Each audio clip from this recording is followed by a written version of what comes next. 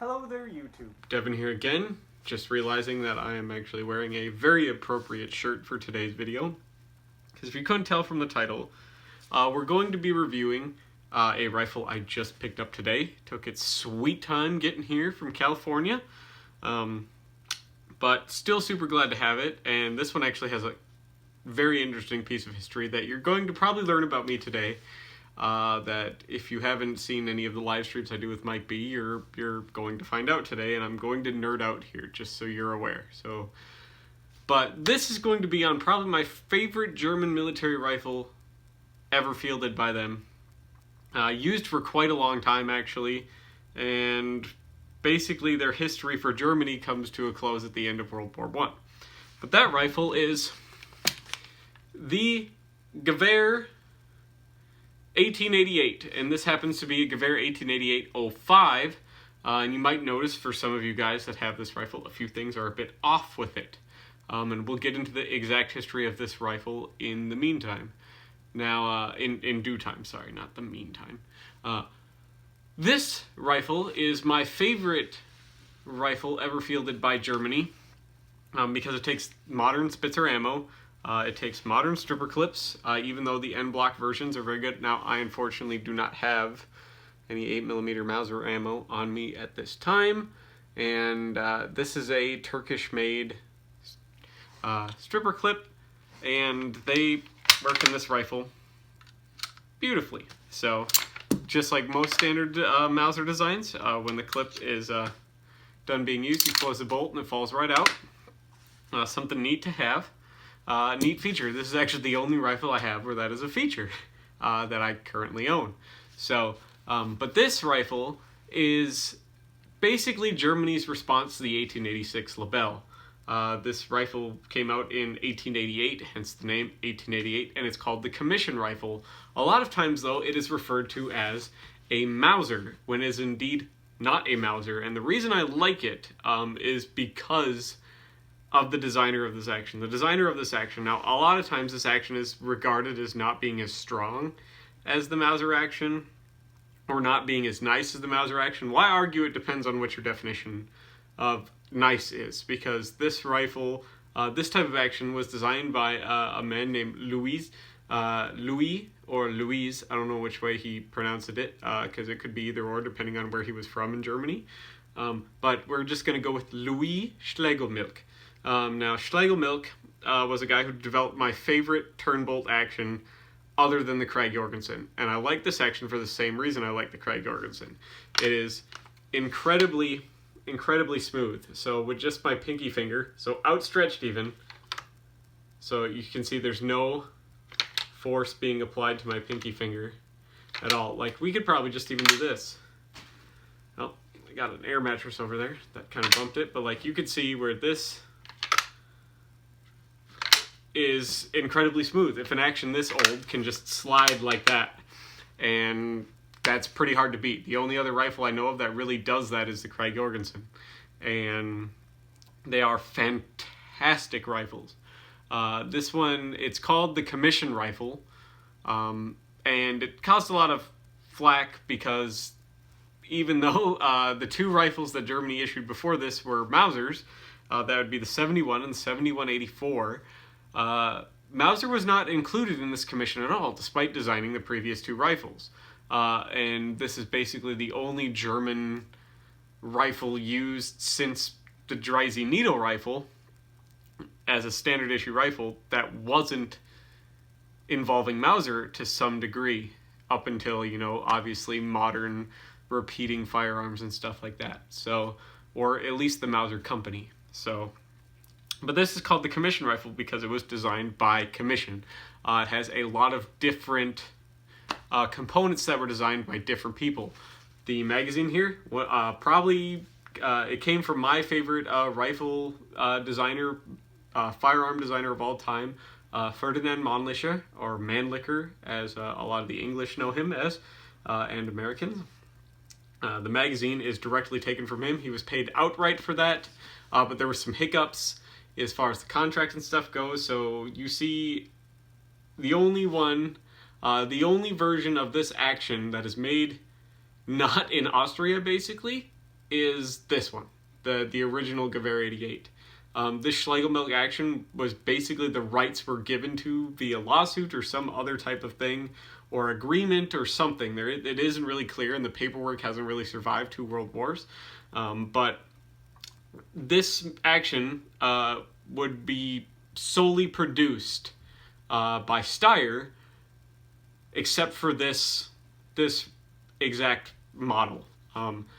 After this, you would even see Gewehr 88s and 8805s made by Steyr. And it's not uncommon to see them marked with Steyr and standard OEWG markings right up here on the top of the receiver, as they normally do. But the rifles that are based off this action, there's very famous rifles that are based off this action, and some of the best ones in the world. You see the Romanian M93 rifle is based off of this action.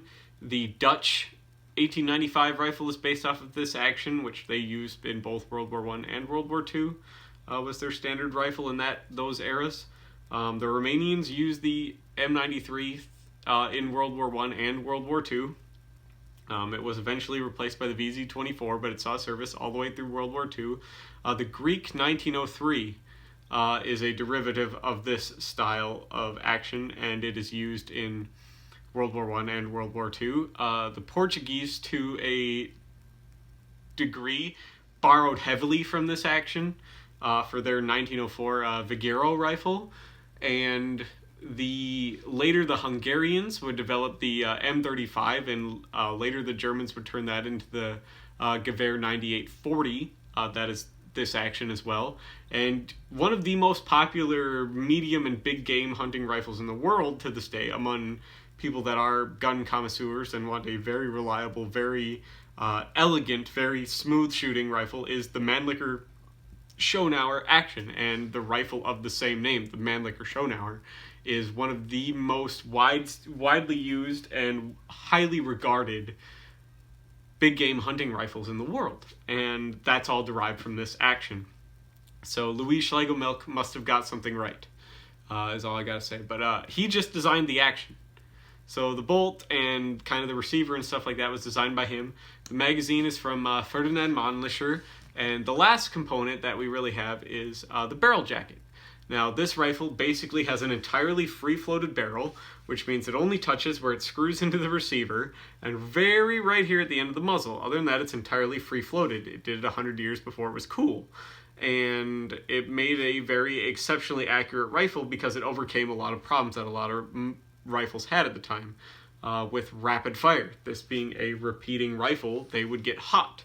And that would cause the barrels to expand and kind of contort and stuff like that, where you would get performance. You would have kind of wandering zero and stuff like that. And this barrel jacket allowed for kind of expansion of the barrel without putting too much pressure on it at any one point, which would affect accuracy. So it has a what a lot of people often refer to as a Austrian style ladder sight. They're the ones that basically use the sight for a long, long time, and Austrian style ladder sight. So it's has your standard battle sight when it's laid down. This is 450 meters, I believe it is, and goes all the way up to like 2,000 meters, all the way up there at the top. Has a little kind of neat little lever paddle here on the side, and all these little teeth. This one happens to be, if I flip this down, marked in Ottoman numerals, which is weird because the numbers that we all think of today are actually Arabic numerals, which at the time basically has been under Ottoman control for a long, long time, the Arabian Peninsula. So why they didn't use modern numbers, and you will often see these, would have been, you see how there's kind of some channels cut in here? They were ground out, those two channels were ground out, so they were remarked with these numerals, and then later they would be ground out again and remarked with their original numbers, like how the metric numbers, like how they would be. So none of the values change on this. So if you look this up, these all exactly what they would mean if they were just numbers we're all familiar with. They didn't change any of the any of the teeth mark locations, so they're all the same distance. They're just in numbers that aren't exactly familiar to us, but once you learn what they are, they're pretty easy to figure out. Has a unguarded barrel, so soldiers tend to burn themselves on these. They got kind of hot. It's not uncommon to see canvas covers on these, or some kind of wrapping around these that soldiers would have done themselves to prevent themselves from burning themselves. This one happened to come with the cleaning rod. This is a later refurbished Turkish example. If you could tell by how deep and shiny the bluing is, this rifle is absolutely gorgeous, which is kind of what made me want to buy it. It came with a cleaning rod. The stock is in immaculate condition. It's a nice piece of walnut. It's probably the original stock.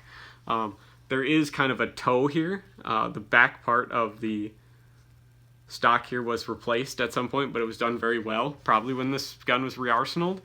Initially from the factory, the receivers here would have been in the white. This one, as you can see, is immaculately blued, and that would have been through a refurbishment process during World War I or after World War I that the Turks would have put these through, because the Ottomans took a ton of aid from Germany in World War I, and kind of once Germany geared up on Mauser 98 production, this was kind of an obsolete rifle. It was a second-line rifle, so they were able to push a ton of these out to Austria-Hungary and the Ottoman Empire, who were experiencing catastrophic losses. So, and that's how a lot of these ended up. Most of these pretty much ended up in Ottoman hands at some point. They really, really liked them. They would even go through a process where they would get a Mauser 98 style barrel and stock with like a semi-pistol grip rather than the straight wrist one in 1935, and basically converted to Mauser 98 rifles, but just this action and magazine. So they would take a standard bayonet and everything like that as well. So they really kind of worked everything. They worked 1893s and these Gewehr 88s and every other Mauser 98 that they had to into a standard pattern in 1935. So a unique piece of history, because this one survived that somehow and stayed immaculate and gorgeously blued. And this one is fantastic. I love it. It came with the original Sling. This is the original. You could see the like tooled leather marks on it still, although very faded German Sling. And it has its standard little clasp hook there down here at the bottom, and it has the hole to move it up here for when you're on parade or marching, so your rifle isn't sticking as high above your head. It makes a very nice uniform appearance when your rifle is the same height as your soldier, basically. Having that, being able to move that very quickly and easily. So this rifle also came with an immaculately blued ersatz bayonet with its sheath. As you can see, this thing is basically mirror polished. I had no idea. This wasn't in the listing when I bought it. Neither was the Sling, neither was the cleaning rod. It all came with these. And so this sheath here is also immaculately blued and taken care of. It's absolutely gorgeous. And the knife itself, the handle is immaculately blued and entirely gorgeous. This would have been in the white, and the blade was left in the white. It's absolutely gorgeous. I'm super glad I have this, and this will work on basically any standard Mauser rifle that has that standard kind of bayonet lug. Now, this bayonet doesn't work super well on this rifle because it happens to be the Gewehr 88s will take any Mauser bayonet. Basically from the Dreisig needle rifle. It will take a Dreisig needle rifle bayonet all the way up to basically when they adopted the G3. The G3 bayonet is like the first bayonet this won't take. It'll basically take any Mauser bayonet you can find, any standard German Mauser bayonet anyways, and some that aren't standard German Mauser bayonets. But this is also known as the Mauser where it mounts on the side of the rifle. And it wasn't well known how this affected the trajectory of the bullet. Later being known, it's better to have your bayonet under the rifle for when it kind of just, it has a pressure differential right at the muzzle. When the bullet exits in, it's easier to have that on, it's better to have that on the vertical plane than the horizontal plane, because it's better to have your bullet thrown off up or down rather than side to side. So, but the cool benefit about having a side-mounted bayonet is when you go to stab somebody with it, you can fit between their ribs a lot easier. A lot of people don't realize that. and a lot of countries train to stab into the belly area, there's not a lot of vitals in the belly. You will die, but you're not going to die immediately. And even with modern medical stuff into World War I, you could save somebody who had basically their guts ripped out. Whereas if you hit them up in the rib cage and you could slide this bayonet, which is a lot easier to do horizontally because the ribs are kind of narrow, there's not a lot of space between them, but to get this through somebody's sternum or ribs, a horizontal bayonet does that a lot more efficiently than a vertical bayonet, which is going to get caught on the bones of the ribs. So having a horizontal bayonet allows you to slip it into the lungs or the heart or some other vital organ where you're going to die much quicker than if you had a vertical bayonet. So that's a little known fact that a lot of people don't really know or consider. But it is kind of a feature that I like on the Gewehr 88, is having the side-mounted bayonet. Because for practical accuracy, it's not going to do so much as far as throwing your pressure off, because unless you're shooting at absurd ranges.